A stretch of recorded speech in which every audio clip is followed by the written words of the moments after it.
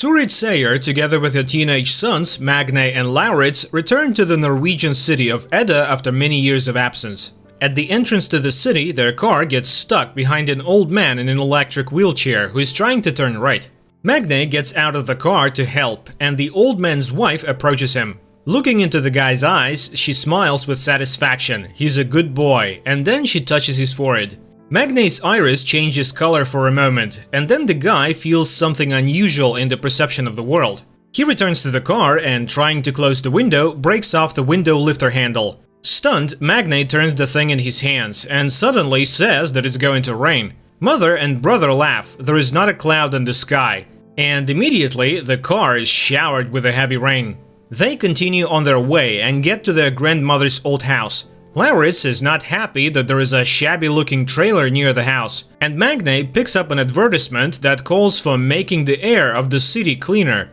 The next morning, the guys go to school. Oddly enough, the brothers are assigned to the same class. The thing is, Magne is dyslexic, which is expressed by difficulties with word recognition and insufficient abilities in reading and writing. Magne's attention is immediately drawn to a pretty blonde, Gry, but Lauritz is ahead of him, and Magne has to sit in the back of the class next to Isolde, who is not popular at school. A lesson on the Scandinavian gods begins, and Magne learns that Edda is the last Norwegian city to convert to Christianity. It was here that Ragnarok took place, during which the gods died, and the fate of the giants remained unknown. During lunch, Magne sits at Isolde's desk again and learns that she's on the side of the Greens and is fighting against the pollution of the world.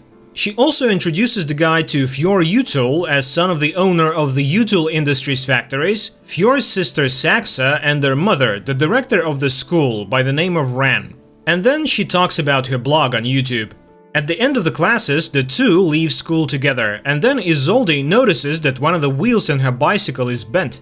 Much to the girl's astonishment, Magne easily fixes the brake and returns the wheel to its original condition, which surprises him as well. In addition, he notices that his eyesight has begun to improve. The next day, he, Isolde, and Gry get a general assignment in sociology and begin to study democracy. Magne suggests studying the topic by using their town as an example.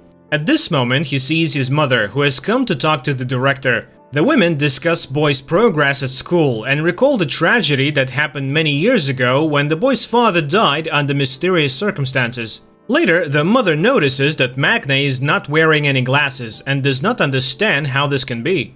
But she's distracted by Vidar Utul's car. It turns out that she and Vidar have known each other for a long time. After returning home, Vidar tells his wife Ran about the meeting with the woman, while their children Fjord and Saxa discuss their appearance and whether it matches their age. Vidar gives them a task to follow Magne, who is currently engaged in repairs, and notices a rune carved on his father's tools. Later, the guy visits Isolde's page and looks through her materials about the strange death of the fish in the fjord. The next day, the girl invites him to her place and reminds him that he no longer needs glasses. While choosing water in the store, she explains to Magne that he can't drink tap water in Edda, and the store clerk suddenly warns the guy about the danger of the vernal equinox. In Isolde's house, the guy finds out that the history teacher, Erich, is the girl's father. At dinner, she invites him to go with her to the mountain, as she monitors the speed at which the glacier is melting. They can go down by paragliding. The girl asks her father questions about her mother's death, but he keeps silent. Magne shares his memories of his father, and sweeping the girl's diary off the table, finds out that she has been hopelessly in love with Saxa for a long time. The next day, he tells his classmates about the upcoming hike in the mountains, while Fjord invites everyone to a party at his house. Returning home, Magne finds his mother repairing the fence, and his attention is drawn to his father's sledgehammer marked with the rune. The next day, Magne and Isolde go to the mountains. Soon they reach a blocked bridge, but Magne resolutely steps over the warning sign. Suddenly, the boy gets a text that his mother is unwell. He hurries to the city, and Isolde goes on alone. Meanwhile, Vidar's car is driving along the mountain road. Stopping on the side of the road, Vidar goes outside, undresses, and starts hunting deer grazing on the mountain. With one blow, he kills the animal and rips out its heart. Meanwhile, Isolde reaches the glacier and sees her marks. She takes water samples and then notices the thawed entrance to the cave and photographs it. Once inside, she finds a door blocking the entrance to the depth of the cave. Standing over the fjord, Vidar eats the raw heart of the deer and emits a heart-rending cry, which frightens Isolde.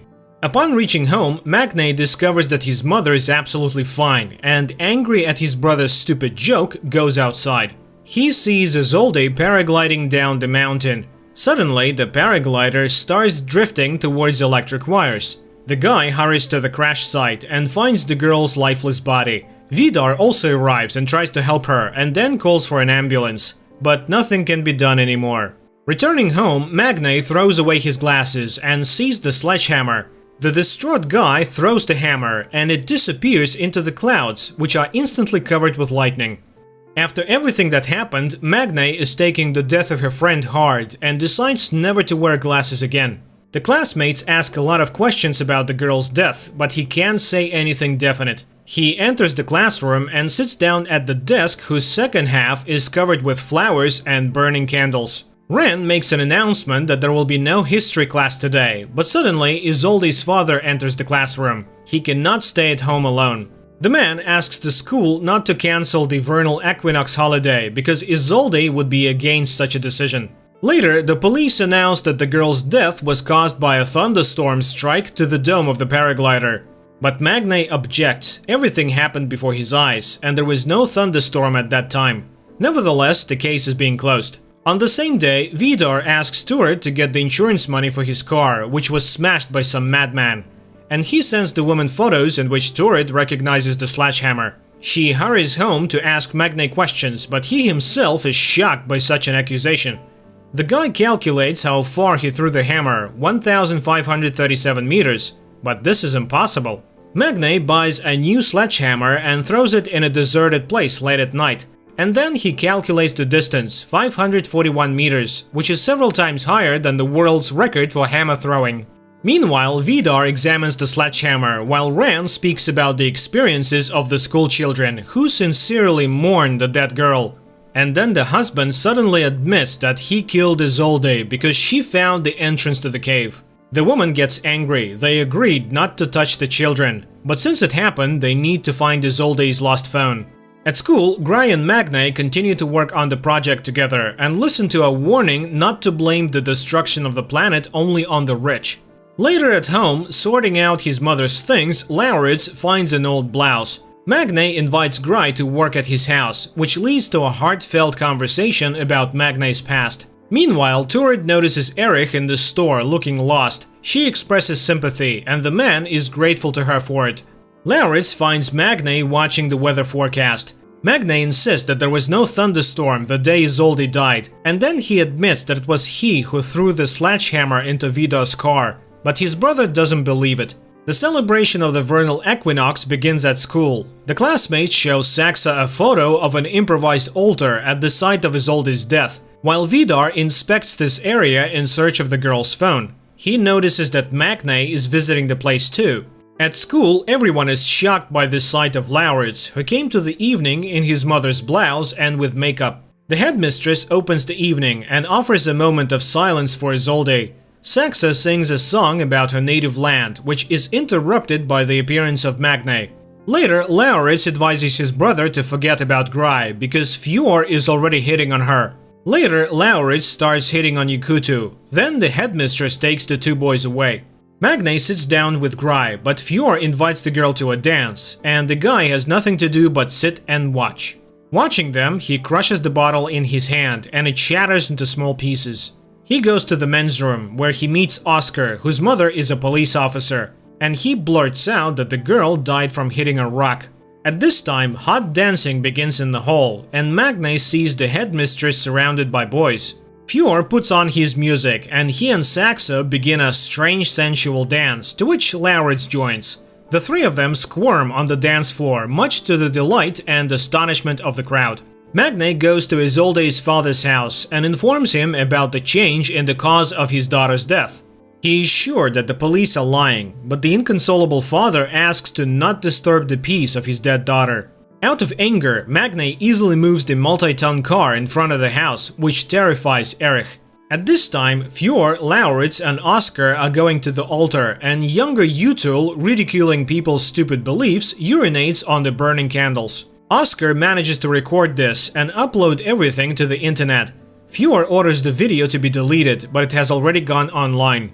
Magne is reviewing numerous notes about violations of environmental regulations by Utul Industries, which Erich shows him. And he throws away the girl's diary because she has the right to personal secrets.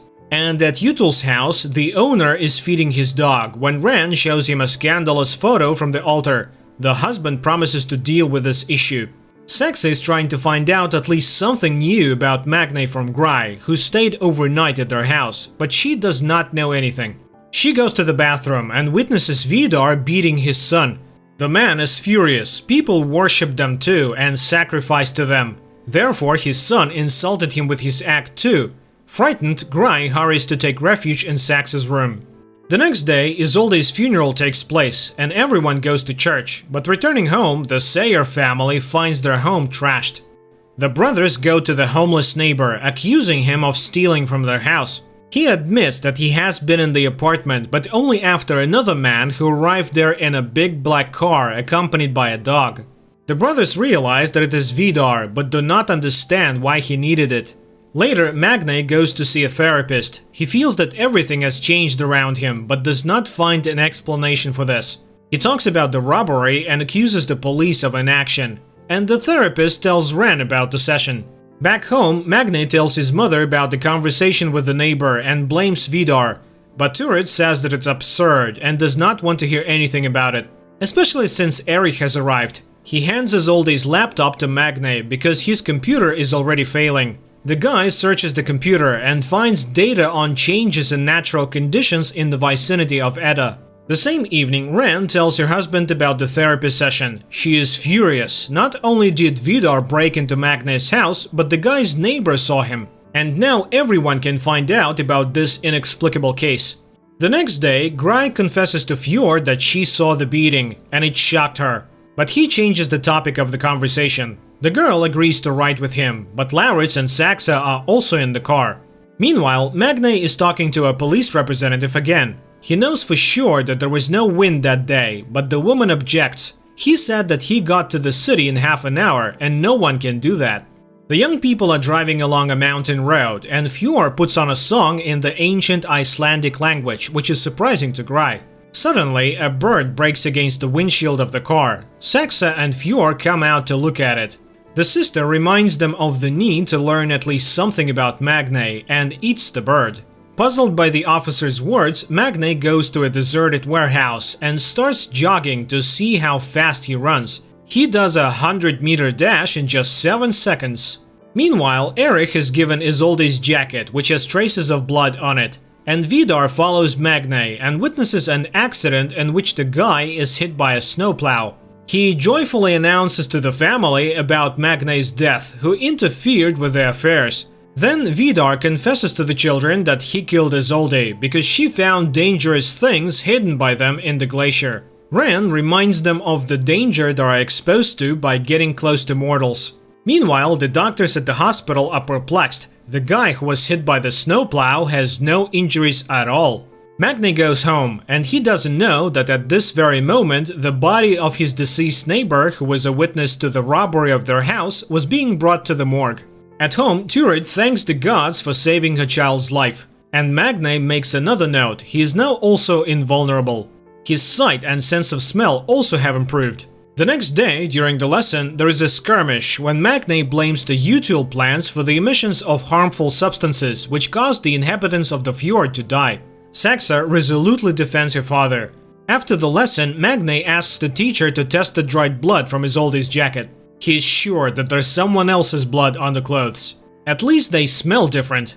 The woman is surprised by his sense of smell and agrees to run the test. Later, Gry asks him questions about the incident. He shows her the jacket and asks her to smell it, but the girl does not detect the difference at all. In the afternoon, a group of classmates goes to a cafe, where Oscar breaks the news about Rand's behavior the previous evening, which he learned about from his friends. Saxa is outraged by the silly rumors and stirs the conversation towards Gry, who is still a virgin. This pisses Gry off, and she goes home, where she finds her father in front of a can of beer. The man is upset. The insurance company refused to pay him money for his sick lungs. No one sees the connection between the disease and the emissions from the util factories. Meanwhile, Vidar is raging in his house. No mortal could have survived. Who is this guy? To which Rand promises to find out everything very soon, since in the evening the brothers will come to them for dinner. Magne and Lauritz go to the util house, unaware that they are the only guests of the evening. They are seated at a chic table and are treated to alcoholic drinks. The hosts do not skimp on the drinks. Vidar pours Magne mead, the drink of the ancient gods. Feeling intoxicated, Magne begins to behave inappropriately, and throwing an axe at the target hanging on the wall simply breaks it. And then he confides in Ren about his new strength. The woman is surprised and offers to fight with her hands. The guy promises to defeat her and holds out his hand. They begin to fight, and Magne realizes that he cannot defeat the fragile-looking woman. They fight without restraining themselves, and at some point he suddenly sees the true appearance of an ancient monster hiding behind the guise of the beauty. At this moment, the table breaks down. Jumping up from behind the wreckage, Magne sees the woman in front of him again. He goes to the bathroom, and after washing his face, looks up at the mirror and suddenly sees the face of an ancient warrior staring back at him. Coming up next, a recap of the following episodes.